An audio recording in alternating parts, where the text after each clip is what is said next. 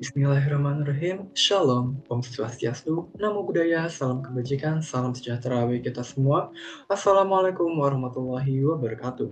Sebelumnya mohon izin memperkenalkan diri saya terlebih dahulu. Nama saya Azeni Goni dari Teknik Geologi Angkatan 2022 dengan NIM 224965505 TK 54464. Pada kesempatan kali ini, izinkan saya untuk memaparkan atau mempresentasikan mengenai tentang performance dari batuan sedimen klastik untuk dari mata kuliah petrografi untuk petrogenesa dengan pembahasan mengenai petrografi batuan sedimen klastik. Selanjutnya masuk ke dalam outline dari pembahasan kali ini. Di antaranya yang pertama itu introduction, yang kedua itu provenance, yang ketiga tujuan analisis, yang keempat yakni tools analisis, yang kemudian ada yang berikutnya itu ada continental block provenance, kemudian recycled origin provenance, dan magmatic arc provenance.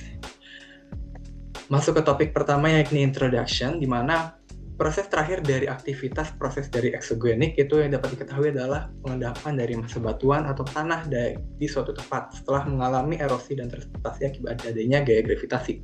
Nah, hal tersebut dapat kita ketahui adalah adanya proses sedimentasi. Nah, oleh sebab itu kita membahas tentang mengenai batuan sedimen yang mana terbentuk dan terdiri dari atas hasil perombakan batuan yang telah ada sebelumnya.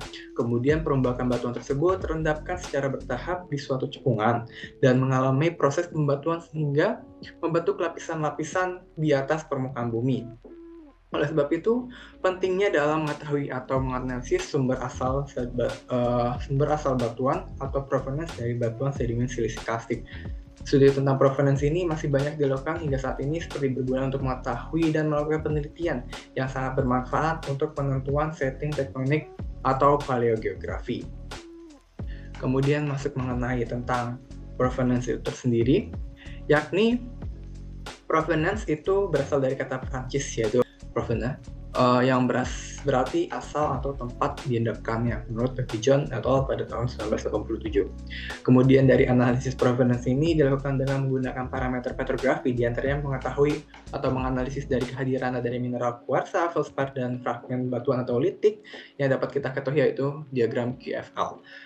Menurut Dickinson dan Sazek pada 1979 berguna untuk mengetahui kedudukan tektonika batuan asal, yang diantaranya adalah dapat berupa identifikasi lokasi daerah sumber, ukuran, volumenya, litologi batuan asal, setting tektoniknya, hingga iklim serta relief daerah sumbernya.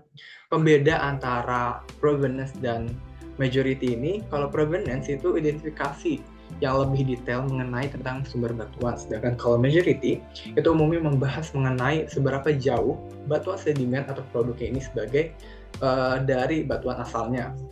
Nah, selanjutnya kita mencari tahu nih, apa sih tujuan dari kita analisis provenance ini? Di antaranya yang pertama ya ini untuk mengetahui litologi dari batuan asal. Yang kedua, mengetahui setting tektonik dari daerah asal batuan. Yang ketiga, dapat mengetahui iklim dan relief dari daerah asal batuan. Kemudian yang keempat, itu dapat menginterpretasikan posisi daratan ataupun lautan. Selanjutnya, itu dapat merekonstruksi dari lokasi, ukuran, dan komposisi dari sistem pegunungan yang ada sebelumnya. Selanjutnya untuk dari tools analisisnya ini, diantaranya kita dapat seperti yang di sebelumnya disebutkan untuk analisis provenance itu dapat mengetahui petrografi dari kandungan mineral, kuarsa, feldspar, dan litik, di mana ini dapat diketahui dari komposisi mineralogi dan komposisi kimia dari komponen detrital dalam batuan ini. Selain itu juga kita dapat mengetahui fitur arah dalam batuan berupa struktur sedimen, ukuran, bentuk butir, dan memungkinkan hal tersebut kita dapat mengetahui interpretasi paleocurrent atau kayak misalnya kita mengetahui bagaimana arah dari sistem pengendapan batuan sedimen tersebut. Kemudian lanjut ke dalam di spesifikasinya yakni tools analisisnya, diantaranya tadi menurut dari box 2009 berdasarkan dari diagram ini, dari komposisi kita dapat mengetahui berupa kandungan kimia maupun mineraloginya untuk mengetahui litologi dari batuan asalnya. Kemudian kita dapat mengetahui setting tektonik dari batuan tersebut. Kemudian dari mineralogi juga kita dapat mengetahui mengenai klimat dan relief dari daerah batuan asal. Kemudian dari tekstur batuan sedimen sekarang yang dianalisis itu dengan kita mengetahui dari size dan bentuknya, itu kita dapat mengetahui seperti yang tadi itu climate dan reliefnya. Kemudian dari hal tersebut kita dapat mengetahui gradients yang terukur. Kemudian kita dapat mengetahui lokasi dari seberapa jauh batuan terbentuk dengan batuan asalnya. Kemudian dari hal tersebut juga kita dapat diketahui dengan directional atau pengarahan dari material-material sedimen yang ada. Kemudian dari hal tersebut kita sudah mengetahui paleomagmatismenya juga. Kemudian kita dapat menghubungkan fasies antara batuan-batuan dengan selanjutnya yang terakhir itu dapat mengetahui thickness dan volume batuan sedimen atau material penyusun dari batuan sedimen ini untuk mengetahui size dan size dari size dari cakupan area sumbernya, batuan sumbernya. Kemudian masuki tentang tools analisis lagi yang tadi dikemukakan oleh sebelumnya kita bahas mengenai diagram Dickinson dan Sazek 1979 yang membahas mengenai hubungan antara komposisi butir dengan batuan sedimen yang dianalisis. Kemudian disempurnakan untuk mengetahui berbagai provenance secara umum, yakni dapat terbagi menjadi continental block provenance, recycled orogen provenance, dan magmatic arc provenance.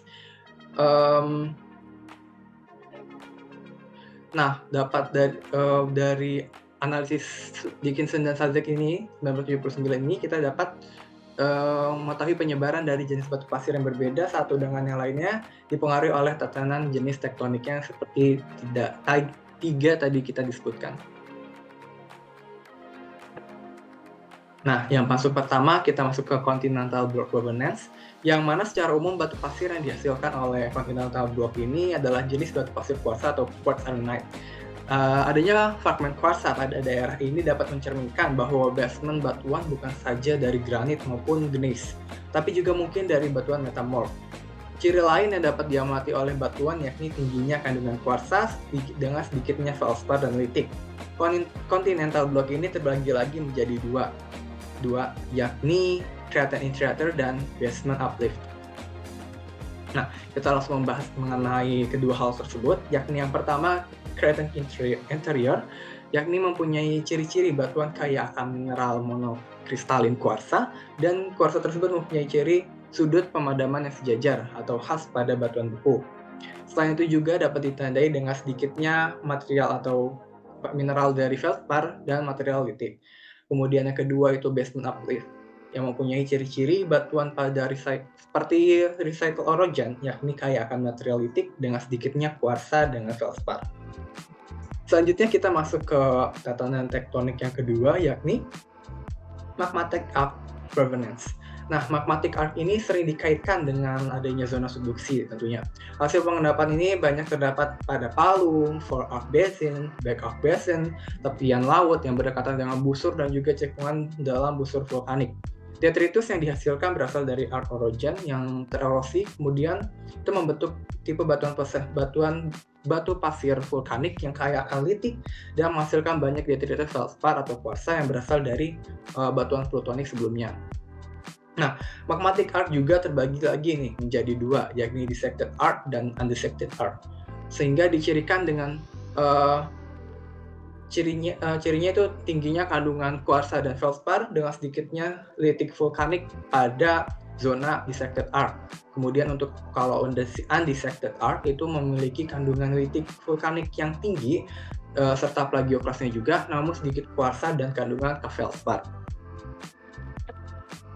Selanjutnya masuk ke bagian yang ketiga, yakni recycled orogen provenance, yang mana biasanya berasal dari sedimen yang berasal dari rombakan atau bagian atas dari sekuen ada zona subduksi ataupun sabuk luar benua yang mempunyai ciri-ciri diantaranya berbentuk butir mineral kuarsa itu polikristalin dan sudut pemadaman itu bergelombang. Ciri-ciri tersebut merupakan ciri dari mineral kuarsa metamorfik. Nah, setting ini terbagi lagi nih menjadi 3, yakni subduksi, kompleks, subduction kompleks, collision origin, dan foreland uplift. Nah, kita lanjutnya membahas tentang hal-hal tersebut. Di antaranya, yang pertama, subduction complex, yakni dicirikan dengan kelimpahannya kandungan cat atau rijal, lalu sedikitnya mineral kuarsa, feldspat, dan material litik. Nah, umumnya pada zona ini itu membentuk batuan subarcose. Kemudian yang kedua yakni collision orogeny yang memiliki ciri kandungan kuarsa dan feldsparnya yang tinggi karena umumnya didominasi oleh atau berasal dari batuan intermediate lalu dengan material litik yang juga umumnya berlimpah. Kemudian yang ketiga yakni foreland uplift yang mana terdiri di atas batuan asosiasi kuarsa, chert, dan litik dengan sedikitnya kandungan feldspar. Nah, selanjutnya kita membahas mengenai overview dari pembahasan kita tadi sebelumnya. Di antara menurut dari Dickinson 1985, di sini dari provenance type-nya, yaitu provenance type-nya yang pertama di antaranya adalah stable craton, itu di antaranya mempunyai setting tektonik berupa continental interior atau passive margin yang masih daerah-daerah benua. Nah, biasanya itu tersusun oleh mineral quartzatose atau batuan sedimen yang kaya akan mineral kuarsa, baik itu kuarsa monokristalin maupun polikristalin. Nah, namun juga dapat ditemui feldspar maupun plagioclase. Kemudian untuk provenance berupa basement uplift itu dapat setting tektoniknya dapat diketahui yaitu drift shoulder atau transfer rupture, di mana dengan banyaknya kelimpahan kuarsa monokristalin dan feldsparnya dengan material litiknya itu yang cenderung sedikit. Kemudian masuk ke provenance yang ketiga yakni magmatic arc, di mana umumnya dapat ditemui pada setting tektonik pada island arc maupun juga pada daerah continental arc. Nah, di mana biasanya batuan ini kaya akan material feldspar dan litik, yang mana litiknya ini dapat berasal dari batuan beku maupun intrusif maupun eksklusif. Nah, selanjutnya yang terakhir yang ketiga yaitu yang keempat yakni recycle orogen, di mana dengan setting tektoniknya umumnya berupa subduction complex maupun fault thrust belt. Nah, biasanya kalau untuk batuan pada provenance atau setting tektonik ini itu ditemukan kaya akan kandungan kuarsa dan litiknya. Nah, untuk feldsparnya itu umumnya rasionya sedikit.